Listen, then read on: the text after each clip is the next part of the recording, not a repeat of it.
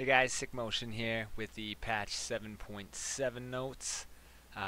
Couple changes here, couple kind of big changes that, I don't really pay attention to what's changing or what's going on the PBE, so these are kind of surprising to me. Amumu got a pretty big...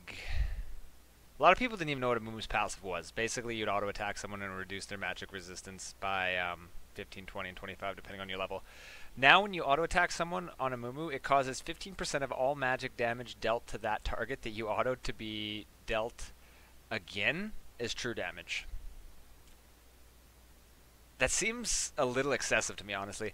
Causes 15% of all magic damage dealt to the target to be dealt again as true damage. If it caused 15% of all magic damage dealt to them to be true damage, it would be pretty strong. 15% of all damage is then dealt again as true damage.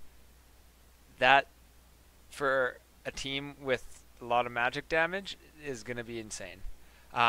His W now is higher damage per second. It ticks faster as well. It ticks per half second rather than per full second. So it's just more clarity, like what they changed to the Rumble Flamethrower and the Singed Poison, how it just it ticks faster and updates faster. And Despair refreshes Cursed Touch on all enemies hit. So if they're in your W, you keep refreshing that Cursed Touch. You don't have to keep autoing them, so you don't lose that time running to auto attack. And his ult also applies his passive to all enemies, but after it's dealt its damage, so it doesn't apply on itself as well. That you don't see Amumu very much, but I think that's gonna change with that. I don't know. Maybe I'm looking at it wrong. That seems really strong, like too strong to me. Triumphant Roar heals the nearest ally, but it now heals all nearby allies. Still feels a lot weaker than it was. Trample is now a lot lower cooldown, and the empowered attack bonus is a little bit higher as well. Means affected by trample now display the proper visual effects. So little changes to Alistar there. Meeps now gain 15 damage every 5 chimes in addition to other chime bonuses. Chime tier bonuses restructured all damage. Tiers have been removed in every tier. Grounds improved utilities can now hold up to a maximum of 9 meeps if he collects enough chimes. And then there's a lot here.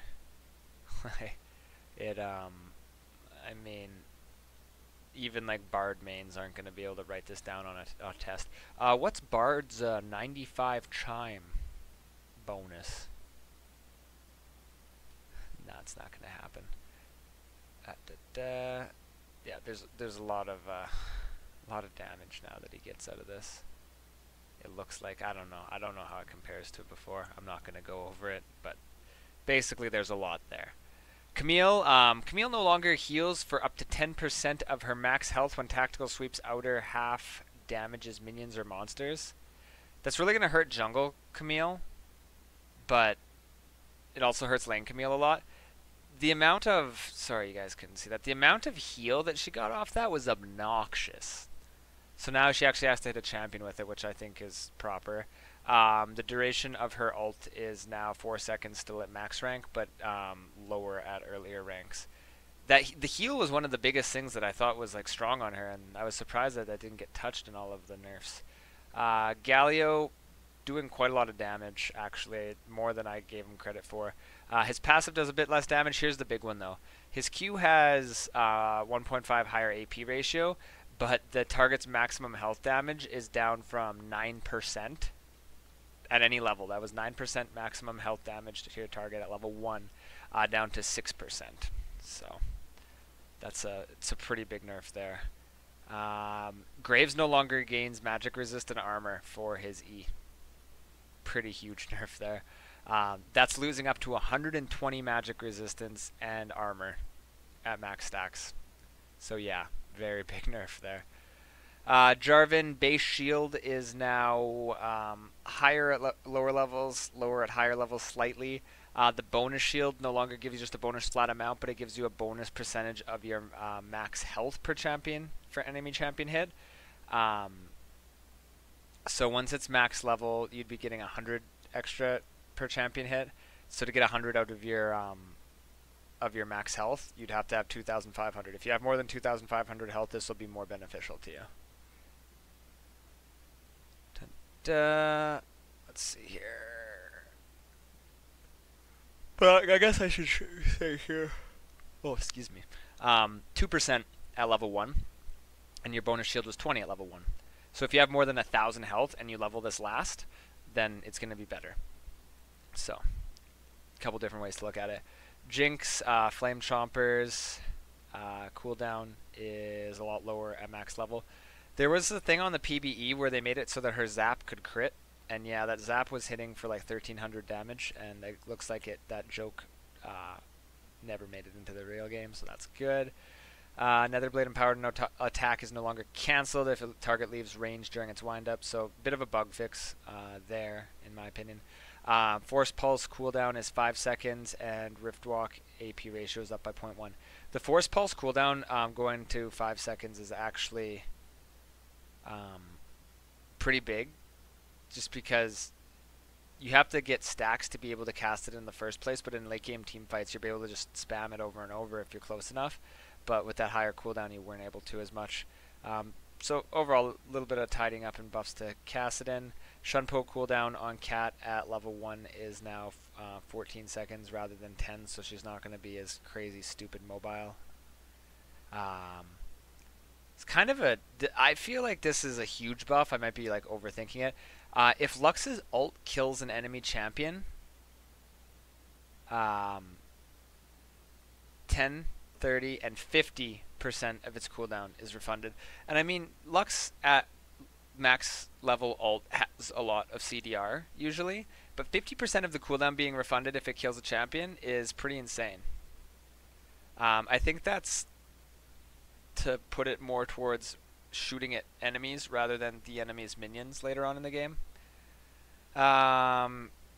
So Nunu got base health nerf, he got base health regen nerf, but his passive actually got some pretty interesting changes.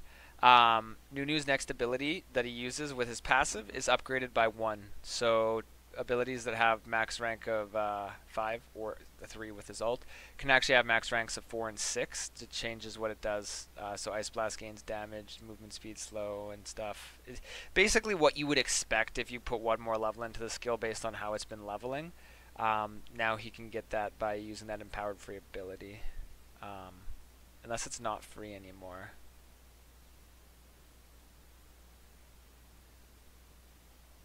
It doesn't look like it's actually free anymore. I don't know. I haven't seen it in game. It doesn't say that it removed it, but it said that they like updated it. So I don't know.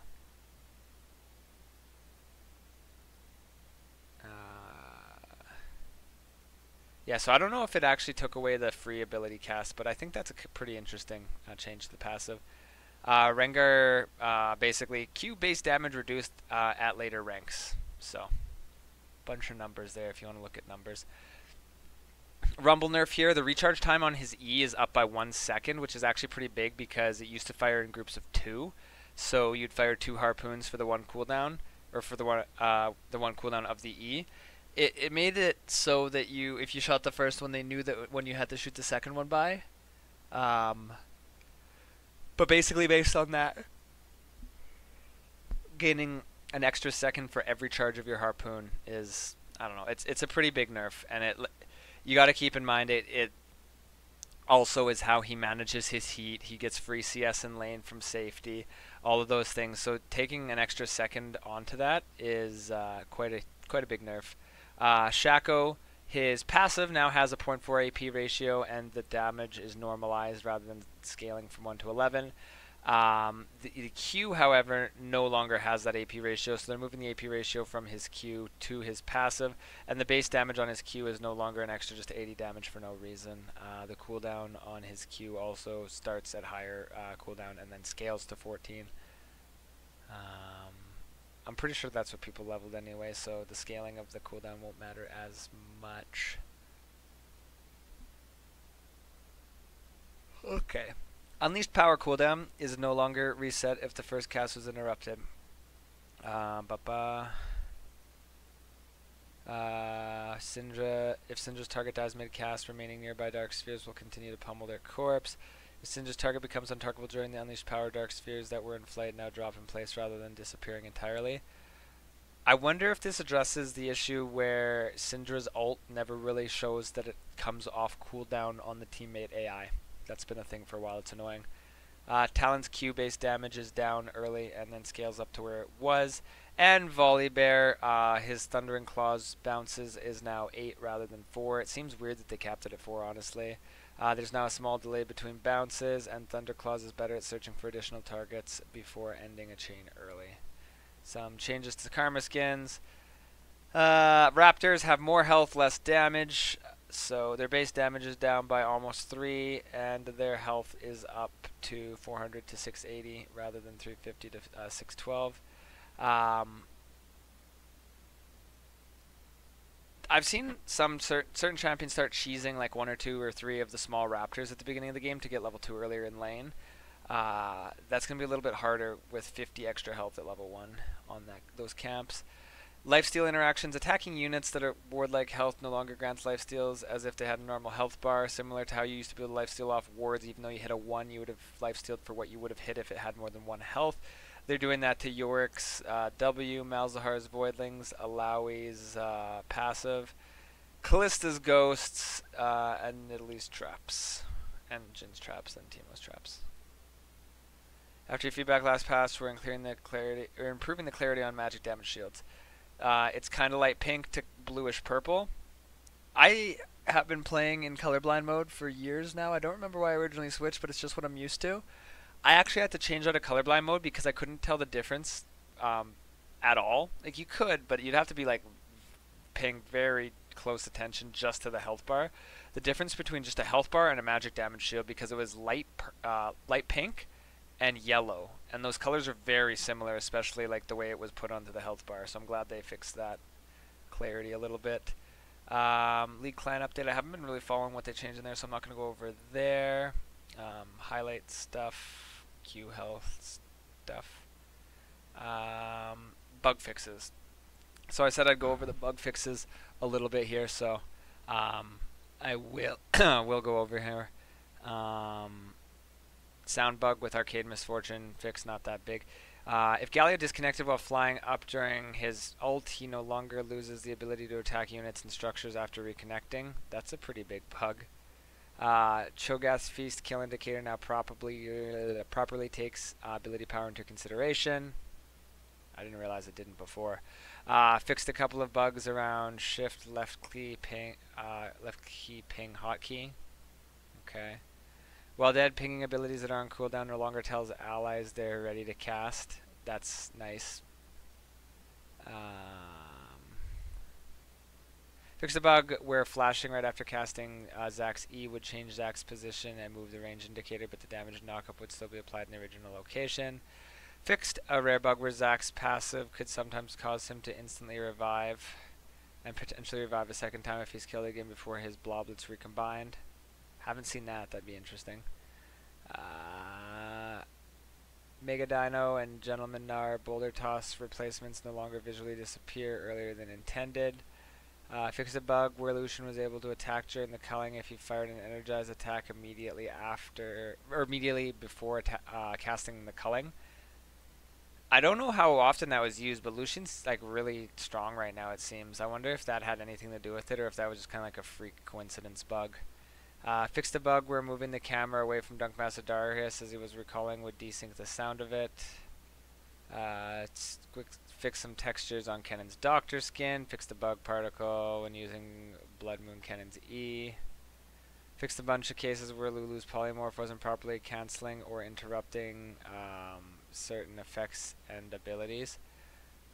I find it weird that they're saying it wasn't properly interrupting, because I got polymorphed a bunch of times on Hecarim after I'd already committed to the jump and the auto attack had gone off, and I would fly through them as like a cupcake, and it wouldn't do damage, but it would still put everything on cooldown, and that doesn't feel like the way the interaction would be expected to work, but I don't know. Felice cast Spider Form at the same time as Thresh's Q. She no longer can cleanse the effect. Champions no longer visibly fly off screen into the sky and take forever to reappear if you gain vision of them as soon as certain displacement effect hits them. It's funny how long this bug has been in the game. I lost the team fight last week, which actually I think I lost Baron and lost us the game because I missed an ability because I was timing it for the champion to fall back down, but they ended up staying in the air. Basically, free Zonya's in the air for like 3 or 4 seconds. So that was annoying. Fix the bug, revise ult, and Nautilus's ult would properly consume spell shields of champions in their path, but displace them anyway. Fix some busted textures with Swain's W. Tom Kenton no longer able to W red or blue buff without first stacking his passive when enemy champions are nearby. Fixed Ivern's R tooltips. Fixed the bug where types of enemy damage didn't end Quinn's behind enemy lines. Ignite Titanic Hydra Shiv. That's weird that that didn't do that. Fiora's E first hit particles no longer exceed the ruler length. Fix the bug where Leona's model didn't fade away during her death animation. Fix some weird interactions with spell shields, locking some abilities out of use. Restored missing particles to Dragon Slayer Braum and Tiger Braum when killing an enemy with Q. Fix the bug where some ammo abilities, like Teemo's ult, wouldn't consume a charge if used at the instant the charge was gained. That's broken. Teemo getting free ults. I didn't realize that was happening. If Ezreal uses Q while affected by the aura of Sona's Q, he now properly uses his own voice or VFX rather than Sona's. It's funny reading through the bugs and not realizing how many things were actually bugged out. The new Lee Sin skins in the game. The new Darius one is as well. The Darius one actually looks pretty cool, but it's actually limited to the crystals that you get out of the crafting chest, which I have 3 of, but I doubt I'll ever get to 10 at the rate that I got those 3.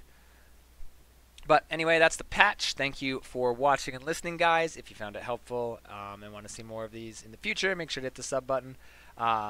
If you have any comments about it, I don't always reply to them, but I do read them, so make sure to post a comment here if there's anything that you'd like to see in the next one done differently or changed.